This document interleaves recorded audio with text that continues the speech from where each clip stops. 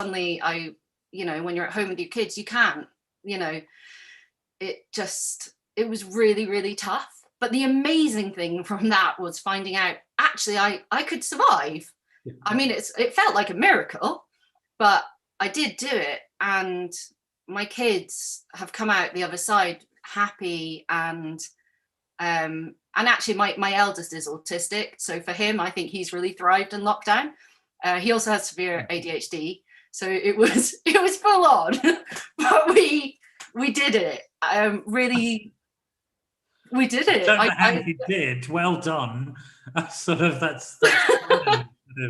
I mean, a friend of mine has an autistic son, and lockdown was hard work. I mean, sort of, yes, in some ways, sort of he thrived in the sense of fewer social challenges and all that sort of stuff, but she didn't.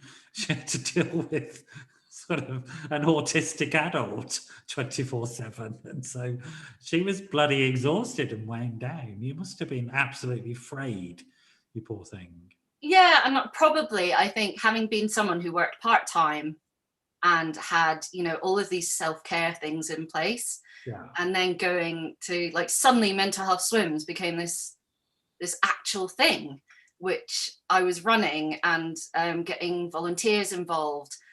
And I think I probably went the other way and became a bit of a workaholic, which is not good.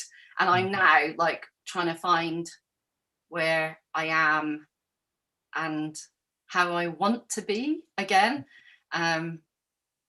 So are you okay to talk a little bit about your history within mental health services and why you ended up there?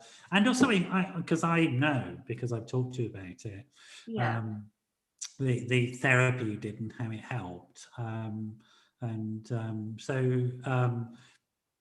How did you end up in mental health services as a patient, as it were? Now you're a provider, I suppose, of mental well-being services, but as a receiver of services, sort of, what was that story? So my sort of mental health, mental illness journey, I suppose, is quite long. I heard voices sometimes as a child. I now recognize that what I was experiencing was dissociation as well. I used to have, it felt like there was something over my head, a kind of like feeling of fuzziness. And then I would hear, almost like hearing voices as if I was in a tent and could hear them outside of the tent. Sure. So that was when I was quite young. Then I had problems with food as a young teen. I tried to, trigger warning, mentioning suicide, but I tried to take my life when I was 14 and struggled with drugs and all sorts of things because I was really unlucky and came across some really not nice men in my life, even as a young person. And I have. And just to let people know, we're not going to go into detail. No, we're not going into detail, but Rachel and I have already talked about this and how we keep the show safe. For anybody who's identifying with the symptoms that Rachel is describing or some of the experiences, and you're feeling upset, if you have support services, great, use them. If you don't, the team will put up some support services for you. So we'll put up the Samaritans, Beat, because we mentioned eating disorders, issues around food, so Beat will go up there. Anybody else that you'd recommend that people might use? I would say something like what used to be called the Big White Wall, but it's been changed now to something else. But I Together All, I think it's called now. I'm a fan of the Samaritans, and actually I think it's a really useful service that not many people know about, is that you can email the Samaritans. They won't get back to you immediately, but it's really useful when you're feeling really upset and you don't feel brave enough to call, to get it out in an email. Someone will get back to you, and I found that an incredible support in the past. Just putting it out there. Right. And if you're being triggered by any of the issues around substance misuse, or drink, or anything like that, There are lots of organisations that will support. Some of the voluntary organisations are things like Alcoholics Anonymous or Narcotics Anonymous. Great organisations that you can get hold of. Just again, we'll put links up there. And if you're in the UK, every area is covered by what's called a drug and alcohol treatment team. Also, the good old GP. It's always a good idea to just call your doctor if you're feeling upset and have a chat with them, because they have an encyclopedic knowledge of all the services that are local to you. So definitely don't just sit on your own with shitty feelings. Okay. And, you know, if you're struggling to connect, do send us a message, and we can help do a little bit of research for you in terms of finding services for you. So, but also, if you're listening to this, you're identifying, and you've also found things that have helped, that'd be great to know about. Really send it in, let us know, we'll post it and share it with people, because, you know, it's fantastic when people find solutions. So those are the safety nets, and we're going to carry on with the conversation. And so you had some, I suppose, traumatic experiences is what we would call them. Yes, I've had a lot of traumatic experience. Sorry, my dog is whining over there. It's not. Okay, is that Elvis? Has he come back? Not my soul, but yeah, Elvis is whining. But does Elvis know when you're distressed? Is that one thing? No, he whines all the time. Like he's quite anxious. He got attacked last year by a big dog, and ever since then he's. Well, if Elvis wants to, maybe we'll find a support group for Elvis as well. We all have PTSD, I feel, in this house sometimes. we all have lots of complex needs. Fantastic. We all need lots of. It's just one big trauma bond in my home. Oh no, that's. I'm teasing you. No, fantastic. Good. Well, welcome to the show, Elvis. Maybe you'll jump on. So, I mean, let's just, for a minute, I'll talk to you about what you define as trauma, but as a clinician, I understand trauma is the response to shitty things. So trauma is the symptoms we develop in response to really shitty things happening to us, whatever those shitty things are. And so you've described some of them wonderfully, the dissociation, and also a sense of derealization and depersonalization. Yeah, and there's been times when I have been sitting and trying to be involved in the present, and I almost float backwards, and everything becomes that's depersonalization as well, isn't it? Derealization.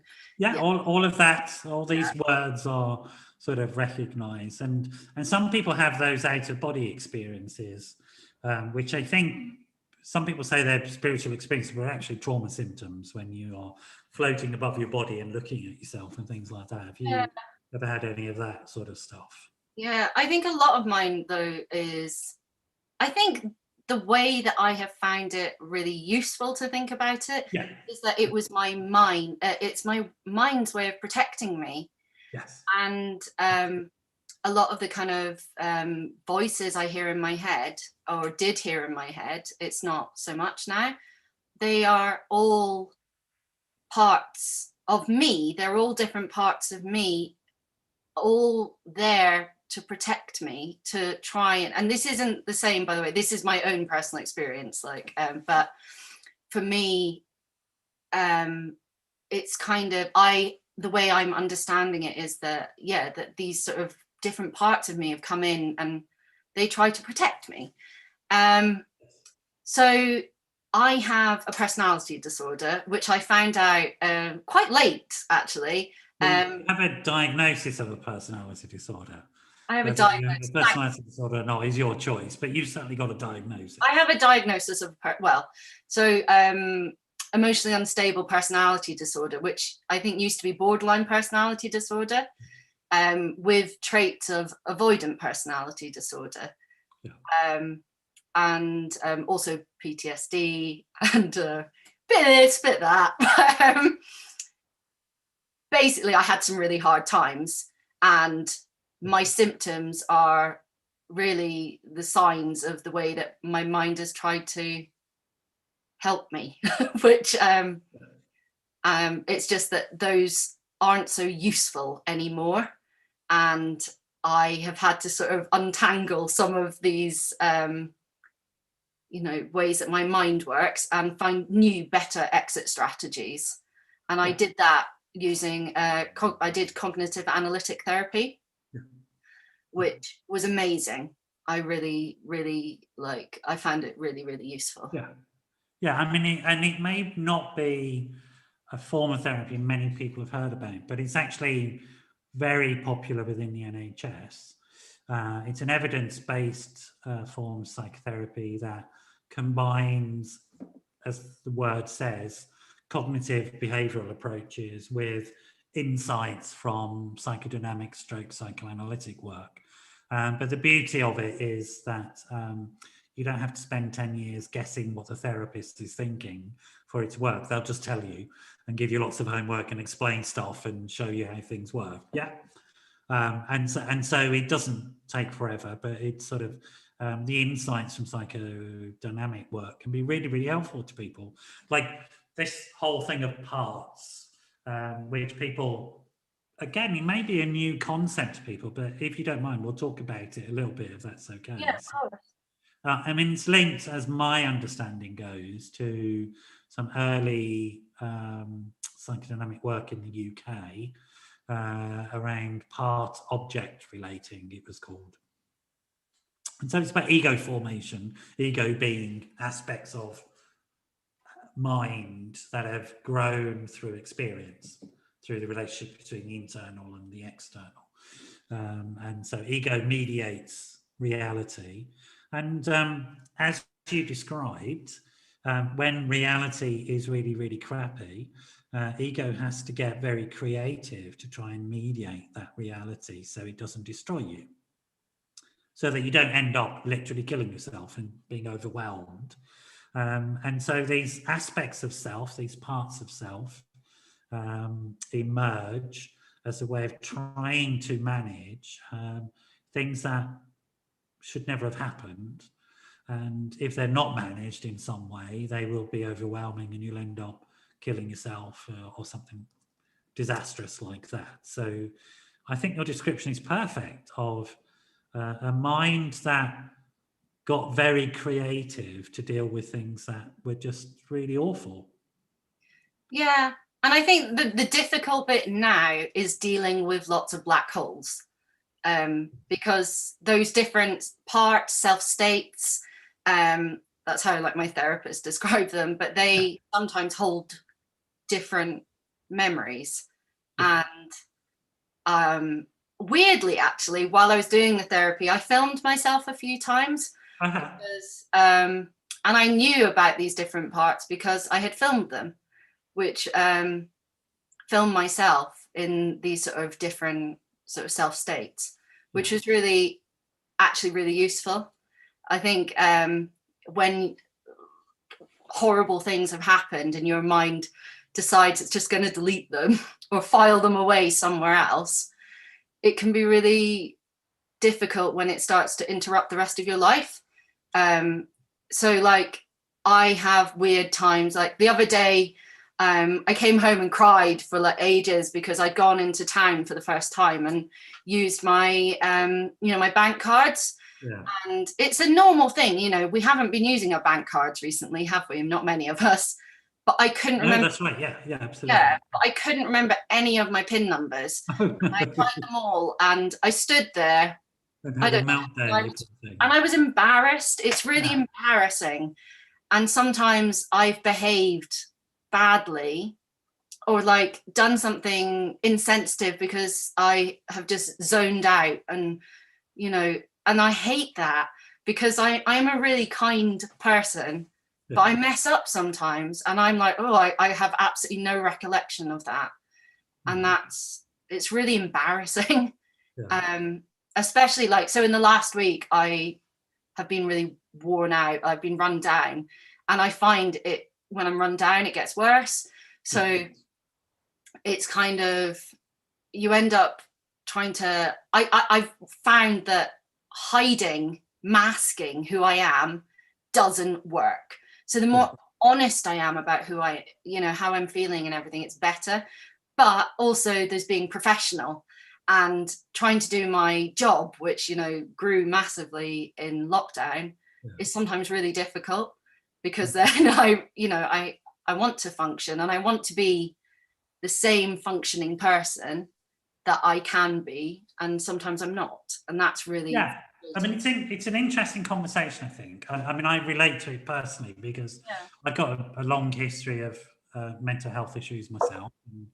I'm in recovery from addiction and things like that. And I'm aware I'm vulnerable and fragile. I'm absolutely aware of that, and that I have to factor that into my life. And I have to factor in extra resilience things. I call them resilience factors, just to get through stuff. And so I knew when the lockdown came and things like that, I've got to be really thoughtful about this. And so I have to structure my life so that things can continue during those periods of time. Sometimes I need to take a couple of weeks out if I'm restarting my medication, or I'm just overwhelmed or something like that, that I know I need to do that so that I don't go into a dark hole. And so that's what happens. And I've had to organise my life, and other people don't have to think about those things, but I do. And I guess you do as well, don't you? You have to have those things in place where you can press the alarm bell and go and get yourself sorted out. And like that, I don't know if you find this as well, but that a late night can be enough to derail me.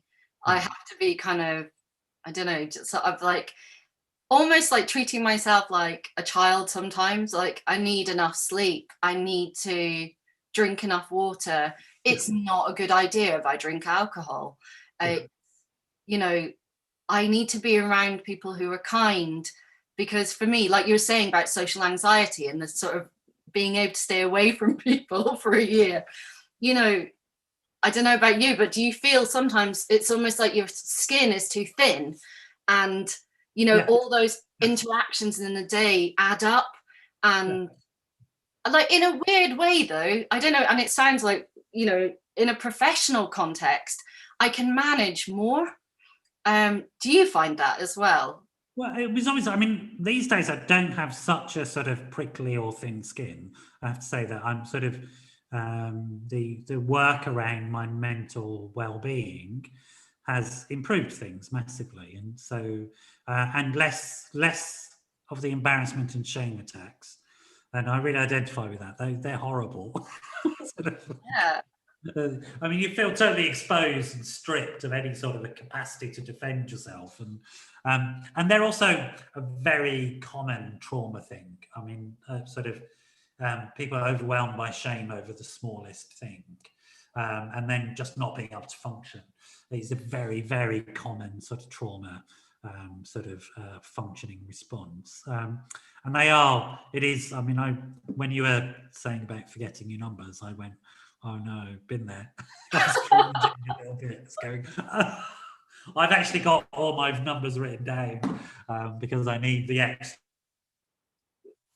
because I know I will. And once my brain decides to shut down, it doesn't come back for a long time. So and it's exhausting, isn't it? It is. You find it with faces and names as well.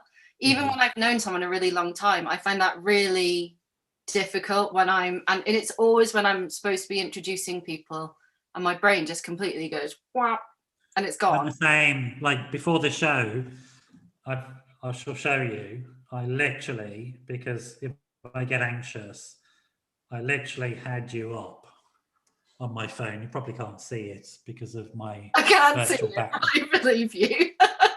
Just in case I forgot your name, even though it's written on the screen. Because that's what happens for those of us that have experienced trauma, that we, for the rest of our lives, have these very odd memory things and very odd things that happen. And so I need all these supports and aids that other people don't. So if I'm doing a presentation, I need to know I've got Wi-Fi access, because I might have to Google some basic things that I know really well. But the idea of not being able to remember them is terrifying. Totally. Yeah. I really do know. There's no way I'm going there. So I have to make sure I've got Wi-Fi. and all that sort of stuff. So I mean, but that's part of it. Once we adapt our life, I think, to support us, then it's possible. Yeah. And what was interesting me a little bit about what you were saying was, before we got on to talking about me, which we shouldn't really be talking about me, but there you go. It's this idea embedded in recovery thinking, that the task at hand is not to be a wonderful version of self in comparison to others, but is to try and be the best version of yourself that you can in this moment.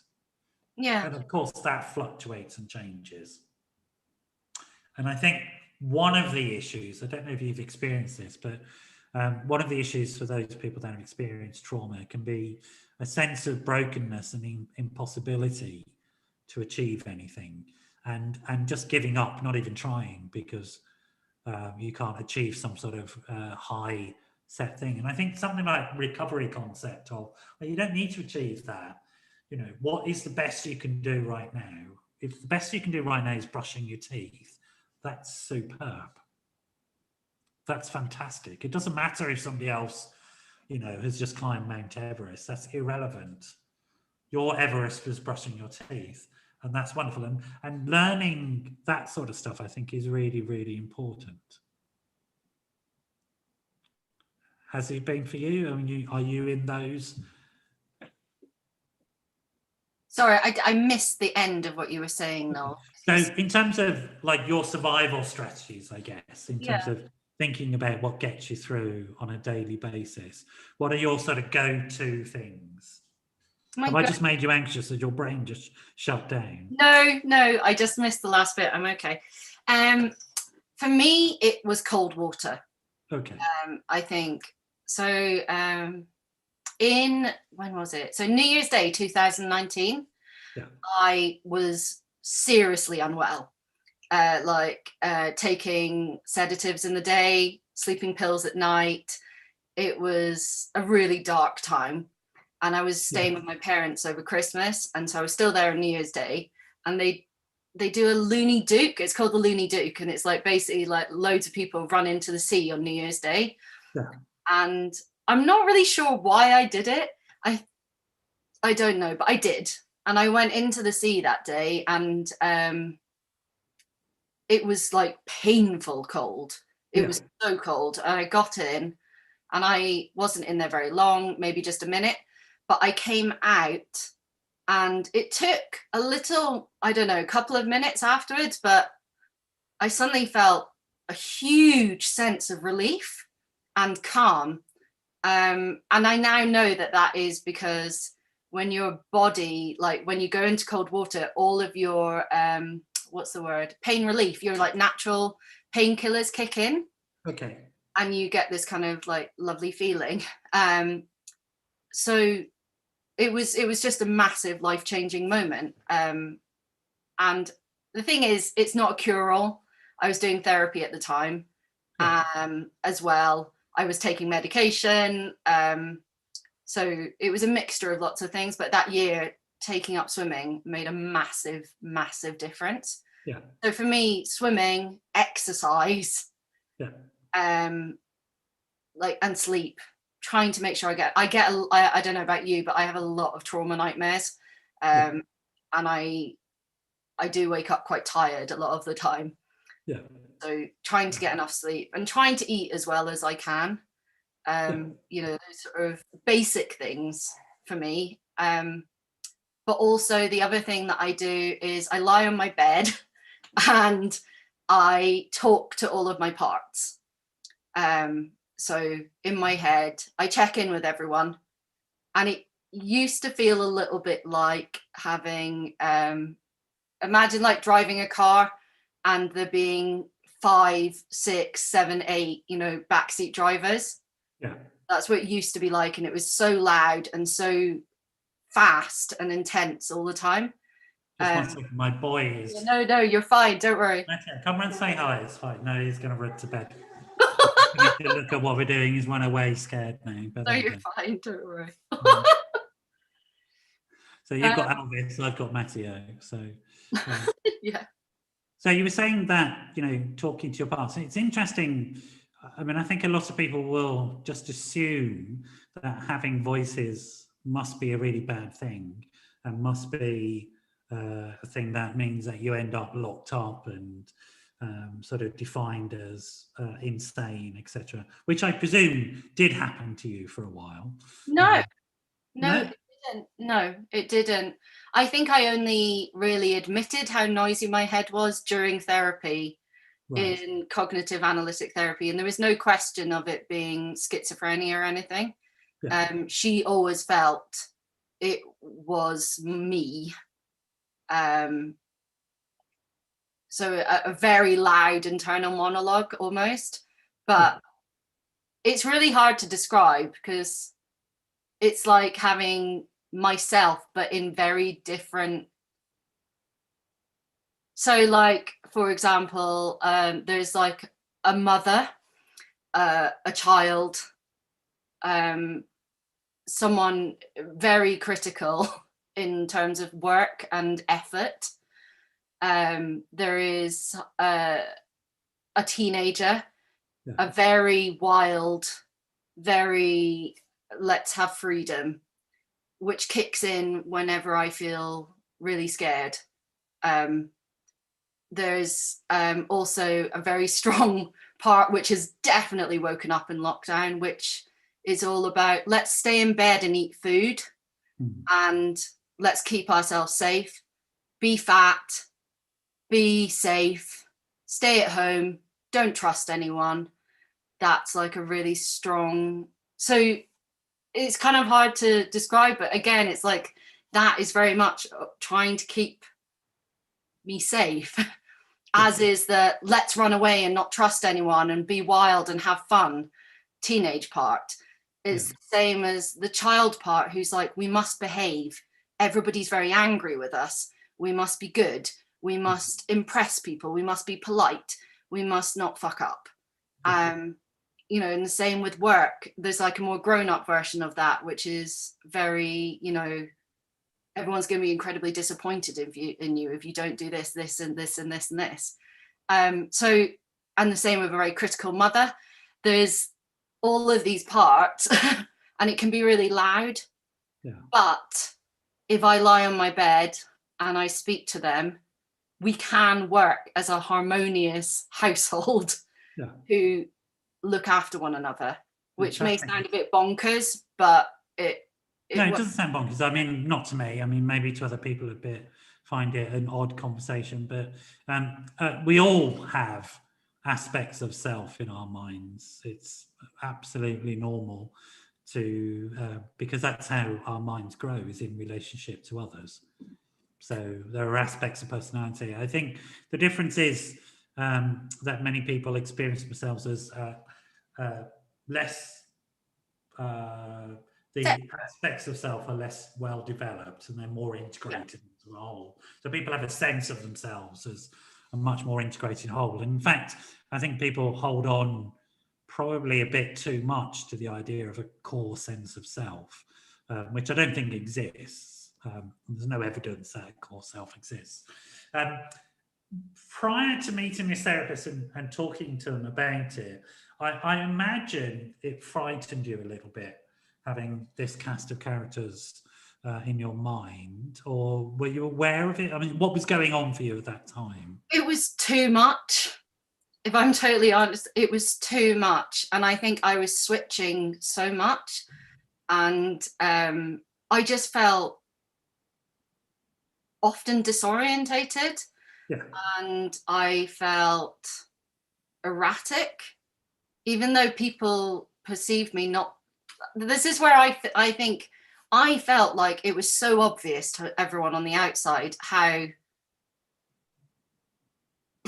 disjointed I was, but actually I don't think it was. Like speaking to people, it didn't, I think I used to go into kind of hiding. When things got difficult, I would just go into hiding. But it felt like overwhelming anxiety. Yeah. And I felt too sensitive, too just, and I think that was just, it just conflicted, and like everything was at war inside me. Like it was physically painful and unbearable sometimes. And I think, you know, I just wanted to hide what was going on. What were you doing in terms of life at that time? Because you were busily becoming a mum as well while all this was going on, and I presume working, and you were married and stuff like that. So I went to art school. So I think I was always really interested in the self, and kind of, so it was kind of, in a weird way, I was kind of working things out without ever actually properly looking at it. But yeah, no, I went to art school, so while everyone else was working in the studios, I was wandering around, or being at home watching films obsessively, and then, coming in and doing a morning a week, and that was it. I found school really difficult. I couldn't concentrate. I couldn't remember things. So it was just tricky. Yeah. And then you got through university and school, and what was the next step for you? What happened? I think I probably always felt that I wasn't living up to my potential, because when I could actually concentrate, I did all right, which was really frustrating. Did your parents, no, I mean the carers or parents, did anybody? Yeah, my parents. I'm adopted. I'm quite different from the rest of my family. Yeah. But yeah, I think they wanted, I think probably, I don't want to go into detail because I don't want them feeling, I love them. They love me very much. There were mistakes made, I think, I think the cries for help weren't seen, and probably, I was involved with CAMS briefly, when but I was very good at pretending everything was fine. And I think I just couldn't bear being a problem. I couldn't bear it. So instead, I just kept very under the radar, and was very secretive. I lied a lot, which is like really uncomfortable. I'm painfully honest now because I can't bear it. But I did a lot of sneaking around, and I think that's how I got away with things. And I'm guessing that in some ways is also what made you vulnerable to other difficult things happening, because it would have been, I imagine, quite difficult for you to sort of ask for help, open up, say, I'm really struggling. And I don't know how I think I was so worried about getting in trouble. I mean, if I had told my parents what had happened, I'm sure they would have been they would have called the police. But because I won't go into details, by the way, but like the most awful thing that happened, I was 13, and I had skived school when that had all started, and I didn't want them to find out I'd skived school.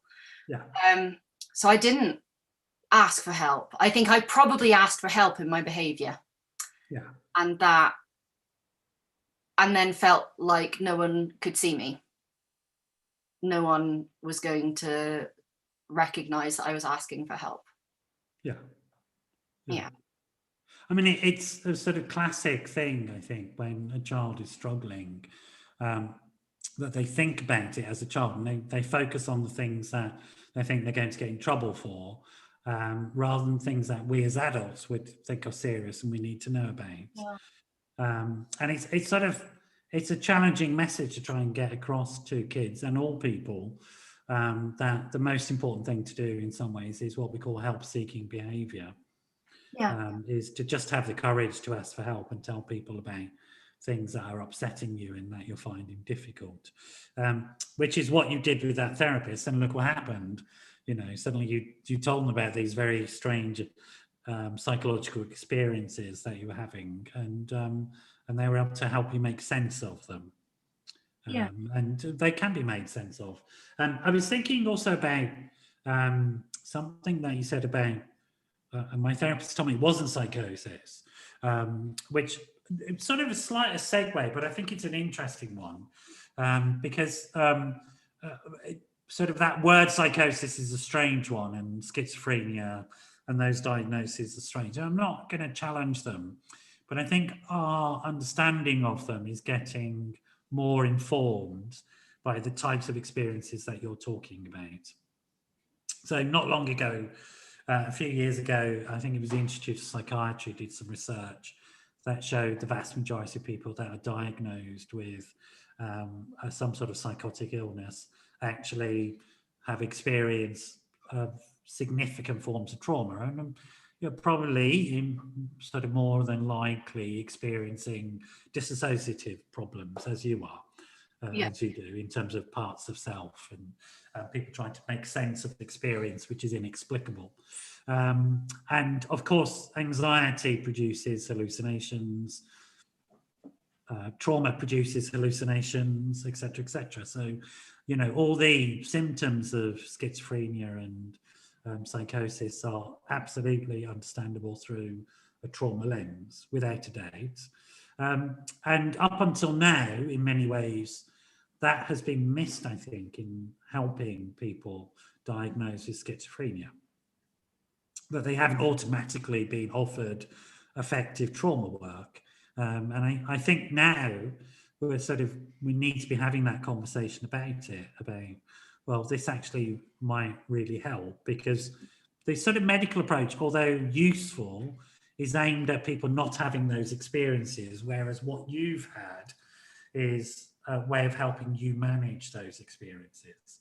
So the experiences of having aspects of self, for example, would be a diagnosable issue from a psychiatric perspective, whereas from this perspective, the one that you're working with, it becomes an interesting phenomenon that we want to work with and look at and make more comfortable.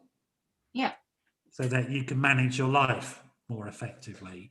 And that sort of approach is, I think we're beginning to advocate a bit more, that it needs to go into those things. And although medication is very helpful, it shouldn't be the be all and end all of it. So I think that, you know, there's some really useful questions.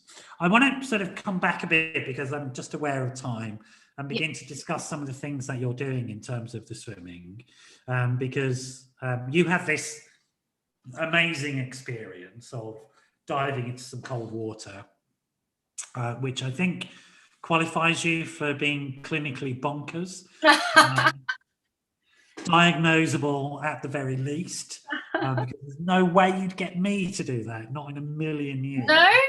No way. I'm too into my and then you have this extraordinary experience, which you then what inspired you from that then to think, well, this is going to help other people, and I want to help other people. I'm fascinated by why what is it that drew you to make that understanding those links? And I think selfishly, I'll be honest, I wanted to find those spaces where I could be myself, where I could come to a meetup and maybe be a bit manic or be depressed or dissociated and still be welcome. I wanted that. So then I created that. So it was just one meet to begin with, in Swansea, just meet up on the beach. But now we've got over 80 meetups across the UK. Wow. We've got a team of about, I think, 120 volunteers now. We've done like training for everyone. It's really growing into something special. And at the core of it, it's really making spaces for people who maybe don't always feel very welcome in other places. Yeah. And I think, we're trying to take down some of the barriers that people experience. So like, for me, the idea of going to a beach and trying to spot the group of people I'm supposed to be meeting, that's terrifying to me. So we always have a giant pink pirate flag at our swim meets, because you can't miss a giant pink pirate flag. So we tell, we always share the swim host's story online, so that people get that it really is peer support. These are people who understand, you know, maybe not specifically your own, you know, everyone's all the participants' stories, but they do get it. And so we're just trying to empower everyone who wants to, you know, to find out like how amazing cold water can be. But I don't do it on my own. And this is something that I realized living with my mental illness, I needed more people. And we have an amazing board of directors. We have a great like admin team, fundraisers. We have advocates for inclusivity and environmental advocates. So like we've got a great team and they all are wonderful. And it's that community even within our core team which makes it what it is. Yeah. I have to admit, Rachel, I'm listening to you and I'm completely blown away. I mean, I guess because as a clinician, I understand that. I mean, a lot of therapists won't work with people who are diagnosed with borderline personality disorder because somebody with that label in professional circles comes with a big warning sign about them. Yeah. Why is that? Why? Yeah, because I was told this when I got my diagnosis, and there was a little bit of, do you want to have emotionally unstable personality disorder, or do you want to have avoidant personality disorder? And I think she was sort of thinking, maybe you should go for avoidant personality disorder, but because it's not so well known. Yeah, right. So there was a kind of, and she was like, if you hurt yourself and go to hospital, you will probably be judged. And I mean, I think why is it? It's because I think that it's been a difficult condition to treat, and professionals don't like feeling like they aren't. This I'm being maybe a bit harsh, but I think real. Professionals don't like to feel that their competencies are challenged, and when a patient challenges their competencies, they'd like to blame the patient rather than sort of themselves. Okay. If I'm brutally honest about it, but also because some of the behaviours of some people with borderline traits are difficult to manage. So the hostage taking, the threatening suicide, stuff like that, it's tiring, it's hard work. And if you're not very good at the job, it's going to overwhelm you, is the truth. So, but it's also, I think, Chinese whispers and all that sort of stuff. But there's a lot of myth and stuff of nonsense, and it's also one of those labels that just gets stuck on loads of people inappropriately. So, you know, in very gross, simplistic terms, any woman that's a wind-up in mental health services gets labelled as borderline. Oh. That's about it, really. It's just sort of, it's not helpful. And it's one of those diagnoses that these days I think we try and avoid because it's become largely unhelpful. But that's what I've said some things that I think some of my colleagues might want to shoot me for, but that's okay. Have you maybe made a bit of a boo-boo there? I'm going to have a bit of a backlash, but nevertheless, talking to you as somebody who is comfortable with the label and the experiences, and yet you've moved on. You've worked very well. You know, you've identified your problem. You worked very well with the therapy that was offered. It wasn't offered, though. That's the other thing. It's right. privilege. Privilege means I was able to access privately what I needed. And I think that's a really important thing to say because it's my privilege. And I think that is, you know, it is important. Actually, they were only going to be able to offer me aspects of DBT, and with long waits and all sorts of other things. So it felt... Well, DBT, dialectical behaviour therapy, for people that don't know, would be the first offering anyway, because it was originally developed to help deal with borderline. Actually, the woman who invented it was borderline herself, and so she sort of created it around that. But I think, I don't know if this was you, if I remember this correctly, but often, particularly in the NHS, they try and only do it in groups. Yeah. Because it was originally in groups, and people often don't want to go straight into a group who are highly anxious anyway. And, you know, if they've got a group in their head as well, it's particularly difficult. You're managing this one up here, and then you're going to try and manage that one. It can be a little bit overwhelming. So, quite. So one-to-one could be more effective in that sense. But you weren't offered it through the NHS then. You sort of, how did you come to know about this particular sort of form of therapy? Probably because I'm quite pushy, and I asked. I asked. I'm very. She was upset. Like, the psychiatrist said, "Oh, you'd be great in a DBT course. You'd really inspire the others," because I'm enthusiastic about this stuff.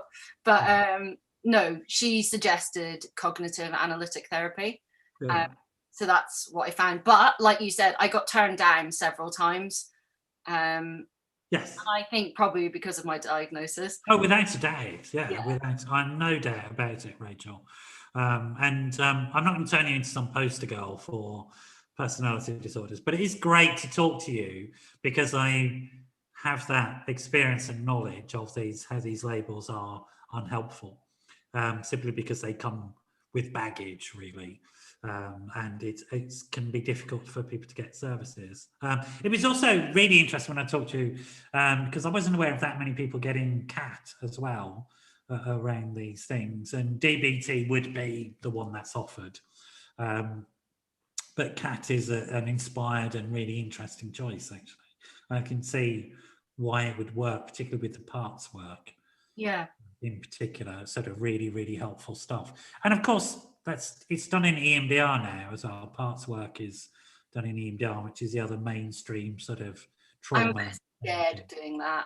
I decided not to delve into all of the black holes. Maybe in the future, but right now, there's no need to. If it's not upsetting your functioning, I shouldn't. If you're comfortable, I suppose what I'm really impressed with though is your resilience and your survivability, and then how you make very light of the fact that you've created a huge mental health organisation. Oh, but I didn't do it on my own. I'm sure you didn't, but nevertheless, you have done it, and that would be, quite extraordinary. Even without the fact that you've had these life experiences and that you are currently managing a serious mental health disorder. And it sort of adds to it. I mean, I think it is a great advertisement for this idea that, being mentally ill is not a death sentence. It's not the end of life. It's just asking us to be a bit more creative and thoughtful about how we need to be with ourselves. So that we can there's strength in it as well, I think. Yeah. There is, my what's the word? It's one of the big symptoms, like just jumping into anything. You just go for it. Impulsivity. Thank you. Impulsivity can also turn into drive and into courage and into taking chances, not with your safety, but with taking chances to do something that you believe in. Well, if we never take risk, we're not really alive. But yeah, there's a difference between taking risks that put your life at risk. Yes. I'll just jump off this cliff because I don't think I'm Superwoman. No, let's not do that. And taking the risk of, I'll invent a whole form of therapeutic support for people overnight and help loads of people. With loads of help. I know. I'm not putting you on a pedestal, but I am damn impressed. I very much admire you, actually. And very much admire sort of what you've achieved and what I'm sure will continue to go on to achieve. it's a great inspiration. If people want to get hold of your groups, or you, I presume you have a website that we can give out? We do. What is it? What's the website? It is www.mentalhealthswims.co.uk. Great. And so we'll put that out. The reason I'm asking for that is because we've literally come to the end of the show, I'm afraid. So I told you it would go quick. I mean, everybody says, well, I can't do a whole hour, but it goes quick, doesn't it? So it's been, you know, on a very personal level, I've been very touched by having you on the show this evening, Rachel. And I'm touched on so many different levels, but I think it's also, I'm aware of the prejudice that you will have faced, and you may not be aware of it, but to some extent you are, but I'm aware of the prejudice you face, even from the professional mental health services. And to get through all of that stuff to where you are is pretty extraordinary, mate. It really is. And a very, very, very impressive thing. And I'm glad you're on the show. I'm glad we're talking about these things. I just want to reiterate with anybody, if you've been struggling with any of these issues, do not struggle on your own. I would agree with Rachel. I think the first place that's always a good place to start are the Samaritans. I mean, they're an extraordinary organisation, to be honest. So reach out to them. And also, I think, you know, it's sort of really informed conversation about the role of self-advocacy, advocacy, peer support, appropriate treatment, reframing, learning your tools and resources, and having hope and belief in yourself. I mean, those things are really, really important things. And well done for surviving the pandemic, mate. You too. Well done, all of us, for surviving this thing. It's like, and here's to getting through these transitions without too many problems. We have unfortunately come to the end for this evening. If I seem distracted, it was because Matteo is under the table trying to get to charge his phone. And so I had my hands going, what are you doing? And, so bloody 10-year-olds, sort of, what are you going to do with them? But I think he found a battery and he went. But it's been lovely to see you. I'm hopeful, if you're up for it, you come back in a while and bring us up to date with some of the things that you've been doing. I would love to. It was great to meet you. Thank you so much for having me. Been awesome. Thanks very much. All right, folks, we're going to say bye. You stay there, Rachel. We're going to say goodbye, and I will see you all again next week from the Golden Gate Bridge. I hope you all have a great week in between. Bye-bye.